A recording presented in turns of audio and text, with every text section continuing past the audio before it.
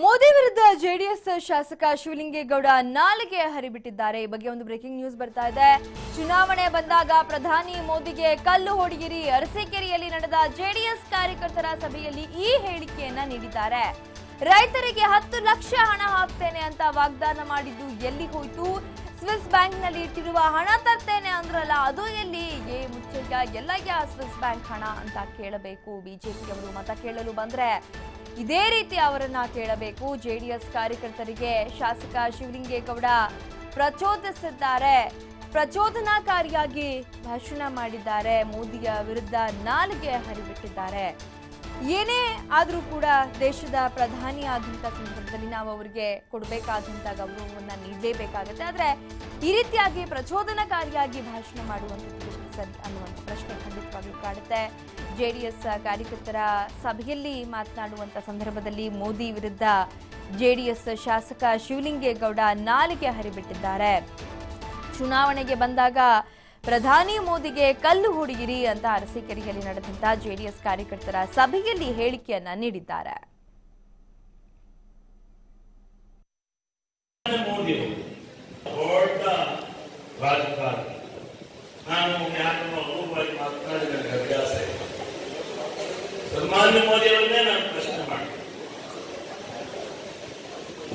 ನೀವು ಈ ದೇಶದಲ್ಲಿ ಅಧಿಕಾರಕ್ಕೆ ಬರಬೇಕಾದ್ರೆ ಈ ದೇಶದ ರೈತಾಪಿ ಜನತೆಗೆ ನೀವು ಕೊಟ್ಟಂತ ವಾಗ್ದಾನ ಏನು? ವಾಗ್ದಾನ ಏನ್ ಕೊಟ್ರಿ? ಬಹಳ ಜನ 60-70 ವರ್ಷದಿಂದ ಈ ದೇಶದಲ್ಲಿ ರಾಜಕಾರಣಿಗಳೆಲ್ಲ ತಗೊಂಡು ಸ್ವಿಸ್ ಬ್ಯಾಂಕ್ ದುಡ್ಡಿಟ್ಟಿದ್ದಾರೆ. ಆ ದುಡ್ಡನ್ನು ತಗೊಂಡು ನಿಮ್ಮಗಳ ಖಾತೆಗೆ 10 ಲಕ್ಷ 15 ಲಕ್ಷ ಹಾಕಿದ್ದೀರಾ?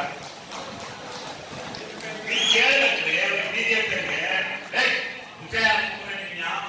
ಎಣ್ಣೆ ಆಯ್ತ ಮೋದಿ ದುಡ್ಡು ಕೇಳೋಷ್ಟು ನೀವು ಬೆಳೆಸ್ಬೇಕು. ನಿಮ್ಗೆ ಧೈರ್ಯ ತುಂಬ ಕೇಳ್ತಾ ಇದ್ದೀನಿ. ಬರ್ತಾರಲ್ಲ ಮೋದಿ ಬಂದಿರ್ತಾರಲ್ಲ, ಹೆಚ್ಚು ಜಬ್ಬ ಹೊಡಿಬೇಕು.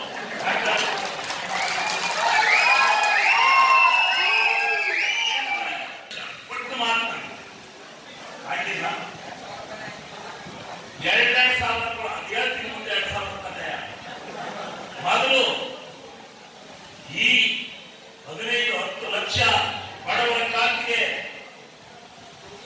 ಯಾವ ಸ್ವಿಸ್ ಬ್ಯಾಂಕ್ ಈ ದೇಶದಲ್ಲಿ ಎಲ್ಲೆಲ್ಲೋ ಇಟ್ಟಲ್ಲ ಕಳೆದುಕೊಂಡು ಅದೆಲ್ಲರೂ ನಡವನ್ನು ಹಾಕ್ತೀನಿ ಅಂತ ಹೇಳಿ ಬಂತ.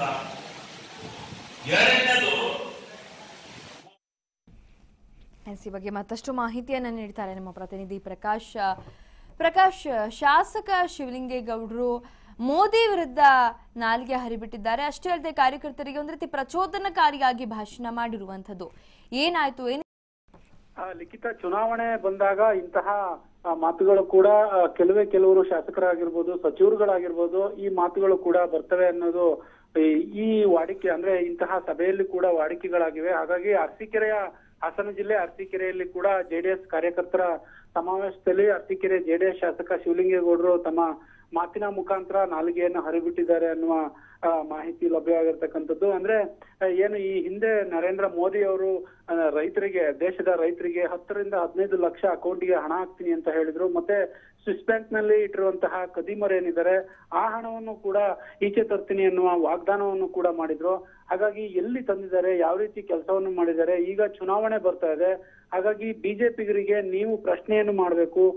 ಏನಯ್ಯ ಮುಚ್ಚಯ್ಯ, ಸಾಕು ಇರಪ್ಪ, ನಿಂದು ಏನ್ ಮಾಡಿದ್ಯಾ, ಯಾವ ರೀತಿ ಮಾಡಿದ್ಯಾ, ಅದನ್ನ ನೀನ್ ತೋರ್ಸು ಅನ್ನುವ ಮುಖಾಂತರ ಏನು ಜೆಡಿಎಸ್ ಕಾರ್ಯಕರ್ತರಿಗೆ ಒಂದ್ ರೀತಿ ಆಕ್ರೋಶವಾದಂತಹ ಮಾತುಗಳನ್ನ ಹೇಳ್ತಾ ಇರುವಂತಹ ಮಾತುಗಳು ಕೂಡ ಅವರ ಬಾಯಿಂದ ಬಂದಿರುವಂತದ್ದು. ಅದರ ಜೊತೆಗೆ ಚುನಾವಣೆ ಬಂದಾಗ ಮೋದಿ ಅವರಿಗೆ ಕಲ್ಲು ಹೊಡೆಯಿರಿ ಎನ್ನುವ ಭಾಷೆಯನ್ನು ಕೂಡ ಇದರಲ್ಲಿ ಬಳಸ್ತಾ ಇರುವಂತದ್ದು. ಒಟ್ಟಾರೆ ಇಲ್ಲಿ ಈ ಕಾರ್ಯಕರ್ತರ ಸಭೆಯಲ್ಲಿ ಪ್ರಚೋದನಕಾರಿ ಭಾಷಣ ಮಾಡಿದ್ದಾರೆ ಎನ್ನುವ ಮಾಹಿತಿ ಕೂಡ ಲಭ್ಯವಿರತಕ್ಕಂಥದ್ದು.